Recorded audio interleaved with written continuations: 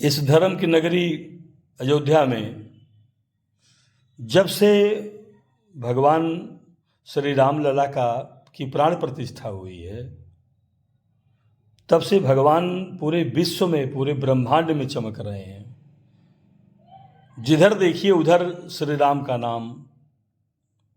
और ये देखिए इतनी भीड़ तीर्थ क्षेत्रपुरम में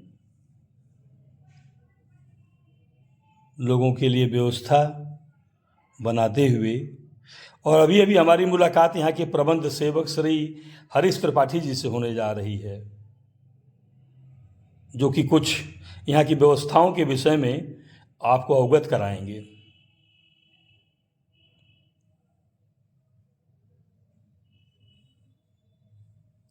तीर्थ क्षेत्रपुरम, रहने खाने की निःशुल्क व्यवस्था।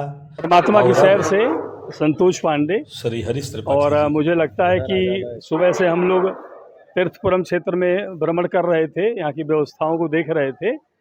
और यहाँ के प्रबंधक श्री हरीश जी, हम इन्हीं से बात करते हैं, इन्हीं से इनका परिचय लेते हैं। सर, मैं हरीश चंद्र त्रिपाठी, ट्रस्टी, सुरभि शोध संस्थान, वाराणसी। यह 9 दिवसीय राम कथा का प्रवाह कथावाचक परम पूजनीय मोरारी बापू जी के मुखारबिंद से आज सायं 4 बजे से प्रारंभ हो रहा है। उद्घाटन का सत्र है आज 4 बजे से लेकर 7 बजे तक रहेगा।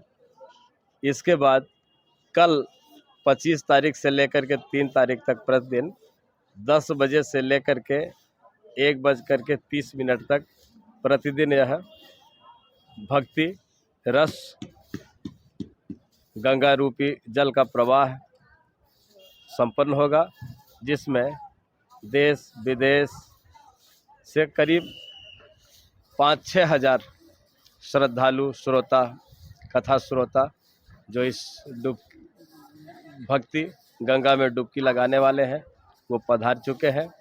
इनके रहने के लिए यहाँ जो तीर्थ क्षेत्रपुरम है, जो राम जन्मभूमि ट्रस्ट के द्वारा बनाया गया था, उसमें से नगर नंबर 1, 2 और 3, जिसमें 6,000 लोगों के रहने की व्यवस्था है।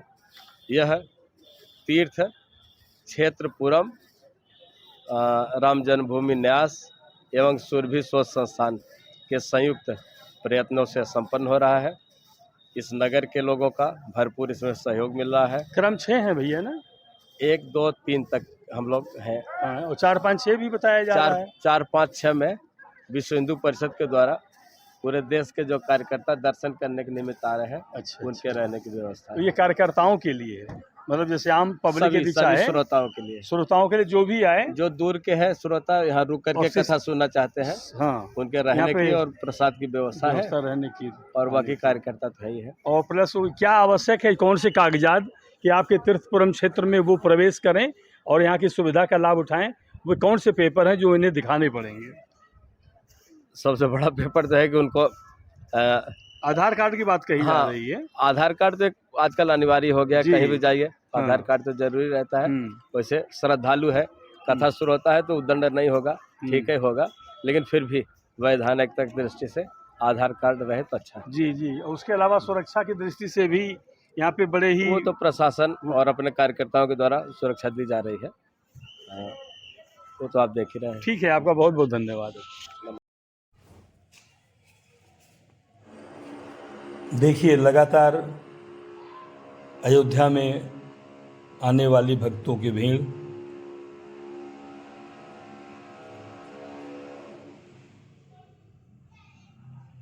जैसे लोगों में भगवान की भक्ति का नशा ही हो गया हो। और महंत अवैधनाथ जी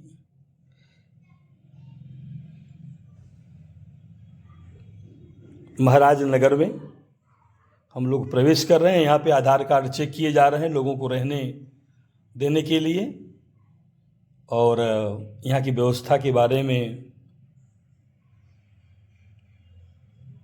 यहाँ की कुछ लोगों से बात करेंगे। ये आधार कार्ड चेक होते हुए सुरक्षा के दृष्टिकोण से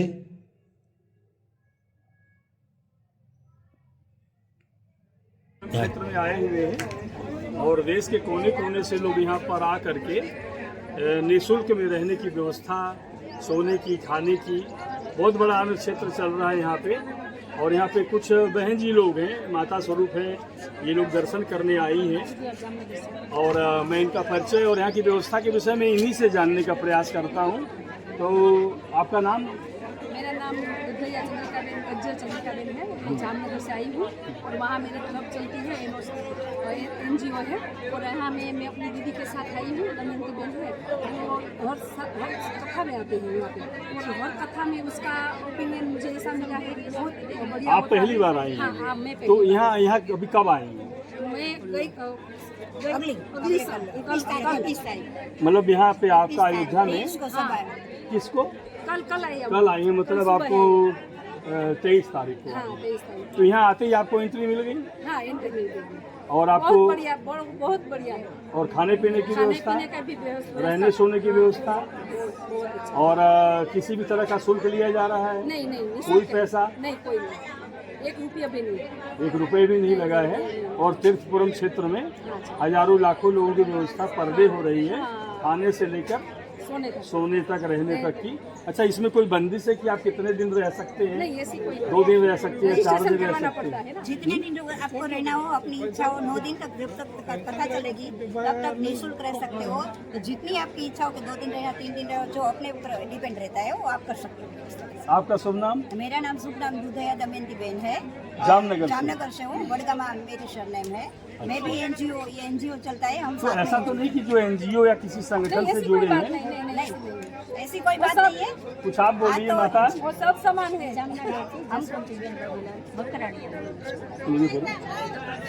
भगवान के दर्शन हुए? हाँ, गए हम सब कल शाम को। रामलला का अद्भुत बहुत ही जिसका कोई शब्द नहीं है। मैं पहले बोल दूं, NGO की तो क्या है, हम जामनगर से आए हैं, ऐसा करते हैं इसलिए बात की। बाकी NGO के इसके साथ कोई नहीं है, कनेक्शन कोई भी नहीं है, ऐसा मत आप? हाजीपुर से। हाजीपुर, ये कहाँ है? बिहार? बिहार। तो जामनगर तो कहाँ है? हाँ, वो तो हमारे साथ है ऐसे ही। ये साथ में हम हो गए। अच्छा यहाँ तो लगा। सब दोस्त इंडिया वाले सब साथ है, सब इंडियन दोस्त हो साथ जाते है। हैं सब यहाँ। कोई प्रांत नहीं और लगता। एक आवाज दिखा दो।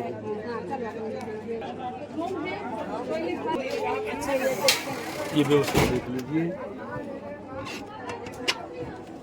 ये सब बाथरूम भी है और इटालियन ये आवास क्रम है। हाँ। और इस आवास क्रम को यहाँ से दिखाइए। यहाँ पे इटालियन सामान रखने की व्यवस्था और ये कुर्सियाँ बैठने के लिए। आ जाइए अंदर। और पलंग भी होते हैं, कभी किसी में जिसको दिक्कत हो वो पलंग ले सकते हैं। ये नहाने धोने की व्यवस्था और शौचालय। ये टॉयलेट इटालियन दिखा टॉयलेट। दीजिए। ये इटालियन व्यवस्था टॉयलेट की। कुल मिलाकर के एक आवास क्रम में 6 लोग रह सकते हैं। और इस हिसाब से इसमें कितने आवास क्रम बने हुए हैं? इसके आवास के यहाँ 6 नगर बने हैं। हाँ। 6 नगर में, एक नगर में कम से कम 440 तक के टेंट है। और 6 नगर का आप गिनो तो कितना होगा? मतलब कि एक नगर में 440 तक का टेंट है। हाँ। तो मतलब तो 6 में तीर्थ क्षेत्र पुरम में प्रतिदिन आने वाले हजारों हजार श्रद्धालुओं के लिए भोजन की व्यवस्था भी यहाँ बड़ी अद्भुत है। 45 एकड़ क्षेत्र में, लगभग 45 एकड़ क्षेत्र में बसाए गए इस तीर्थ क्षेत्र पुरम नगर में अमृतसर और काशी प्रांत बनारस के लोगों ने निःशुल्क भोजन के लिए लंगर खोल रखा है। अभी आप जो दृश्य देख रहे हैं वो हमारे काशी प्रांत वालों की है। काशी प्रांत वाले भी अद्भुत भक्त हैं। प्रतिदिन हजारों लोगों के खाने की निःशुल्क व्यवस्था कर वे जिस तरह का पुण्य अर्जित कर रहे हैं वो अपने आप में अलौकिक है। उसी तीर्थ क्षेत्र में प्रभात प्रकाशन और सुरुचि प्रकाशन दो ऐसे प्रकाशन हैं जो हमारे देश के देशभक्तों, महापुरुषों, विद्वानों, महान भक्तों और भगवान श्री राम के ऊपर लिखी हुई अच्छी और उच्च कोटि की पुस्तकों का वितरण कर रहे हैं, बेच रहे हैं, लोग उनसे लाभान्वित हो रहे हैं। और अब हम चल रहे हैं पंजाब के अमृतसर से भक्तों के लिए लगाया गया लंगर अद्भुत है। और यहाँ आने पर एक बात और पता चली है कि श्री रामलला की प्राण प्रतिष्ठा के बाद वनगमन के समय जटायु के साथ चूंकि भगवान जी मिले थे, तो यहाँ पे कुबेर कोट के पास जटायु महाराज जी का आक्रमण करते हुए की बढ़िया तस्वीर, बढ़िया मूर्ति बना दी गई है, मंदिर बनाया गया है। और जल्द ही आपको अयोध्या में 7 और नए मंदिर देखने को मिलेंगे। अभी कुछ देर बाद यहाँ के चंपत राय जी बोलेंगे।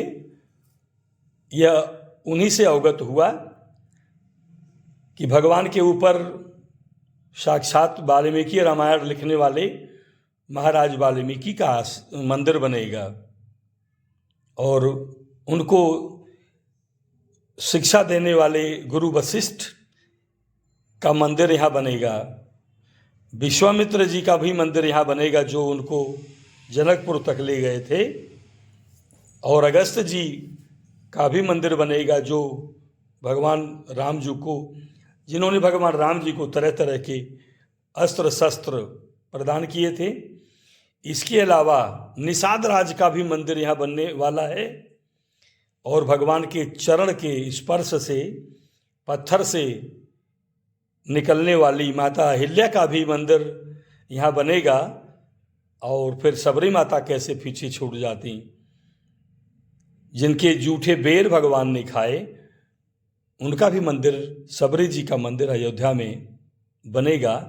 तो इस तरह से कुल 7 मंदिरों के निर्माण की सूचना मिली है और यह सब कुछ अभूतपूर्व होगा।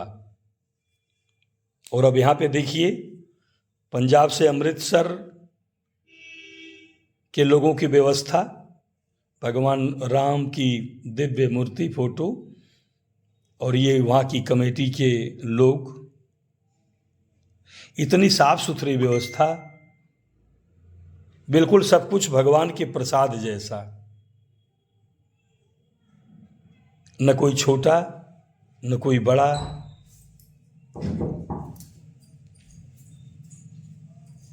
बहुत ही साफ सुथरा, बिल्कुल एकदम जैसे ऑटोमेटिक व्यवस्था है। सारे लोग मनुष्य काम कर रहे हैं। एक चीज़ यहाँ पे मुझे बहुत अच्छा लगा कि जब भी कोई थाली आगे बढ़ाता है और उनको 2 रोटी से पहले शुरू किया जाता है, तो जैसे ही रोटियाँ जब थाली में आती हैं तो वहाँ पे वो जय श्री राम का नारा लगाते हैं।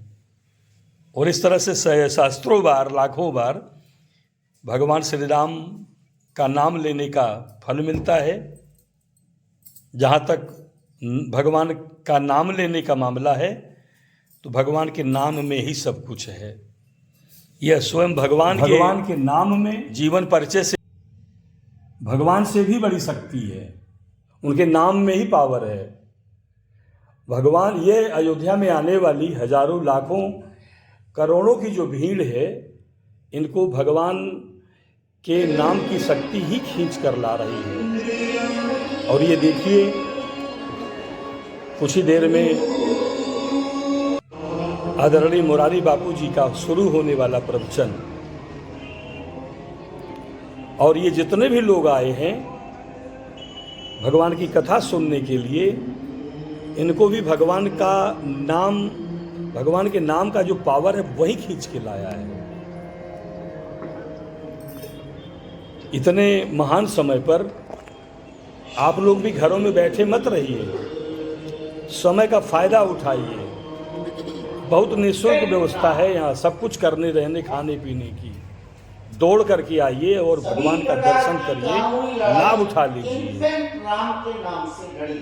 क्योंकि हम लोगों को बहुत गर्व होना चाहिए तो जो इन्फेंट है, नाबालिग है, जिस काम के लिए 500 साल बीत गए, करोड़ों लोगों ने बलिदान दिया है, उस भगवान रामलला की प्राण प्रतिष्ठा मोदी और योगी के राज में हम लोगों के सामने हो रही है। ये बहुत ऊंची बात है, ये सबसे आगे निकल। ये हमारे लिए गर्व का पल है। और मुरारी बापू जी से बोलने के पहले यह श्री चंपत राय जी, आइए सुनते हैं इनको। सब विचार आया बालक राम, तो बालक कितना बड़ा, तो बातचीत में से कितना, उपनयन संस्कार के पूर्व का राम। धीरे धीरे आगे बढ़े, 5 वर्ष की आयु के राम। हम सब के घर में 5 वर्ष की आयु का बालक, राजा का पुत्र और विष्णु का अवतार। इसकी आंखें कैसी, गाल कैसे, शरीर का सौष्ठव कैसा, उंगलियां कैसी। और अब हम हैं मुरारी बापू जी, देश के महान कथावाचक, भगवान श्री राम के भक्त श्री मुरारी बापू जी की राम कथा की सभा में। इतनी भीड़, कोने कोने से आए हुए लोग, अद्भुत अद्भुत अद्भुत।